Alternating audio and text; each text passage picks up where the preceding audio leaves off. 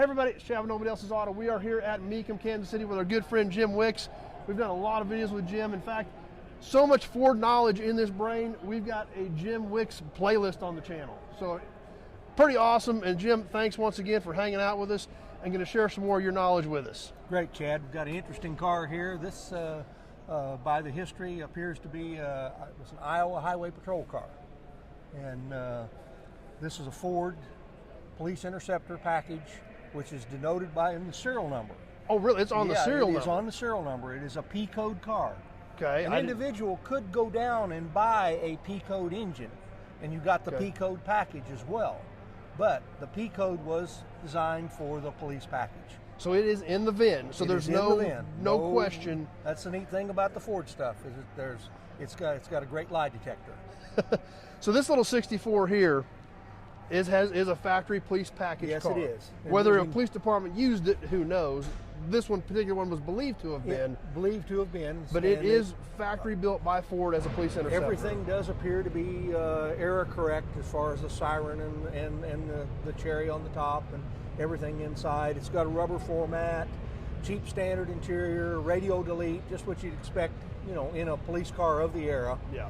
But the P-code package, some of the things that denotes is that as we get up and look at the engine, it's got an open air filter. And that's factory. That is factory. That's not something somebody ordered out of a catalog and slapped on it. That is the same. That is referred to as Ford's Hypo Air High Performance Air Cleaner. Okay. And, I would have never guessed that was a factory Ford part. Yes, it is. If you would have seen this on a Hypo Mustang, you would see that in being chrome. But right.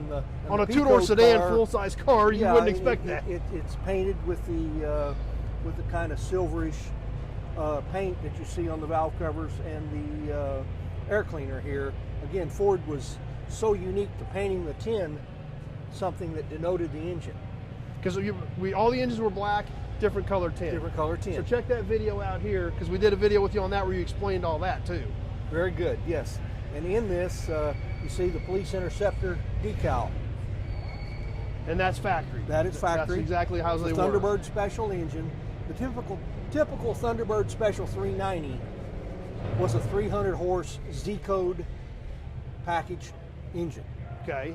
That was a hydraulic lifter, 4-barrel engine. The P-code is a true solid lifter only block. So it has it's got the mild 427 cam. It's got 406 heads and exhaust manifolds. If you look at the wow, those look like headers. They look header type exhaust manifolds. So this is in appearance only, other than the air filter, nothing regular 390 in here.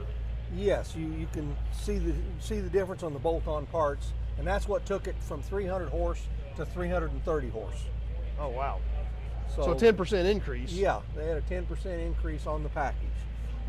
This car is a 3-speed overdrive. So with the 3-speed overdrive, you get this thing kicked down in high gear and drop off in overdrive. This car very well be capable of 140 mile an hour, possibly a little more. Which is almost kind of scary, considering the tires of the era. The tires of the era. Well, they actually did have a special high-speed police tire in the day, but it would be nothing to today. Today it is not. Another unique thing to this car is the wheels. If you see the wheels and you see these small window slots, and you see they're sheared, those slots are sheared. It's not something that's bent over. Okay. This is a high-performance wheel. This wheel came on the cop cars and the 427 powered big Galaxies. Okay. This was a true high-performance wheel. And obviously the siren not a Ford part, I'm sure. No. But that part of the been police supplier package, of the era, as well as the spotlight. Was this a factory? It says. Does it say Ford on that one? Could have been a Unity. I don't have my glasses on. It does say Unity for Moco, so it was Okay. probably a combination thereof.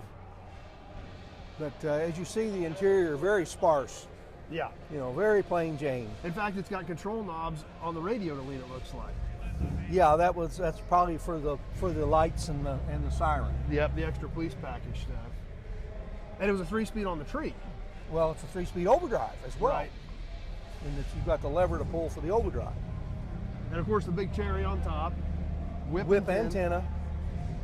And another indicator light in the back window. Look, And all that was aftermarket. all that was aftermarket. And when you go to the passenger side of the car and you get up to the front, something that must have been maybe Iowa or some specific states. I know it wasn't the same in Oklahoma. But if you go to the front fender, look at the light on the front. Yeah, there's something kind of sticking out up here on the front fender. Basically plain Jane all the way down the side.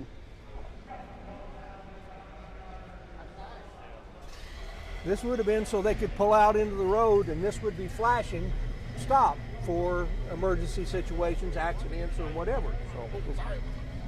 So, yeah, that's, well, that, or maybe when they had this thing cranked up in overdrive, they just pulled up beside you and kicked that on. Sure, I guess just wheel that over and you'd see at that. 140 mile an hour. It kind of gets your attention. Yeah. But anyway, some unique things here, you know, we got to see on this P-Code Galaxy. So I hope that answers some questions for some of the people on what a P-Code really is. Well, and that's cool because I didn't realize it was designated that way. And there again, with your Ford knowledge, you're able to share that with us. So, Jim, once again, thanks.